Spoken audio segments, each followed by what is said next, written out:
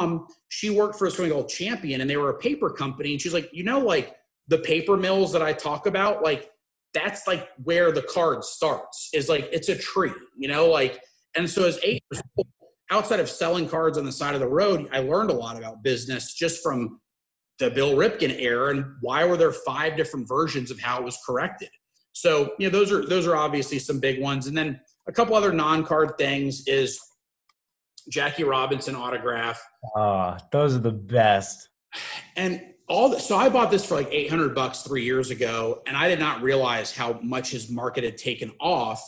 And so do be smart when you're looking at buying stuff. But I remember when I just couldn't believe how inexpensive this was relative to the price of modern cards. And I mean, Jackie Robinson, I mean, like when we think about like American athletes and relevance, I mean, I think he's going to be top 5 without question. And in a lot of people's lists, he's number 1.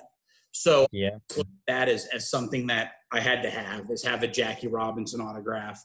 And then I missed his rookies when they were relatively cheap last year, but I bought into the fractional sale of a PSA 8 rookie. Yeah. At I think it was $375K was the value, and a 7 just sold for the same. So wow. So I did buy this last year. It was the 1953 Jackie Robinson. Great one. A 7? Wow. Well, and the reason I bought it was when Topps started doing the living set, they chose 1953 as the design they were going to do. And so I was like, well, I need to have a 1953 in my collection. And what's cool is that it's the Brooklyn Bridge behind him. Like, right. There are these little Easter eggs, not just in modern cards. There's Easter eggs in old school cards as well. And so I was just very fortunate to kind of luck into wanting that. But then the other collectible that Darren's talked about, and like it's hard to talk about this stuff and not come off as like trying to pump up the market.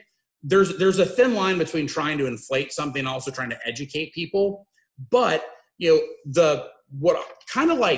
this is, to me, ticket stubs are sort of like the original Top Shots. Okay. Mm-hmm. This is a ticket stub signed by Carlton Fisk from the World Series game where he was waving "Stay fair, stay fair, stay fair." So this was before the era of digital cameras and camera phones. And so this to me is like the Top Shot of Carlton Fisk, right? It's a signed ticket stub. The ticket was in the stadium when that happened.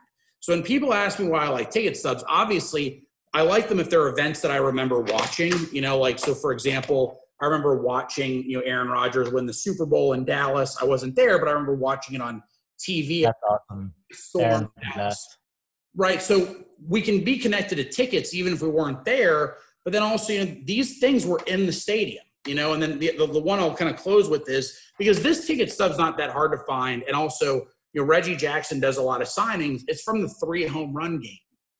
That's another great one. And so to me, the ticket stubs, especially now that we're going digital, I think that that's kind of an interesting bridge, is that like my friends, their kids might be really into Top Shot, but then they can also balance it with, hey, these are the ticket stubs from when I was a kid, or here are ticket stubs from meaningful games. And I think the importance is that like the hunt for the ticket stub can be really cool.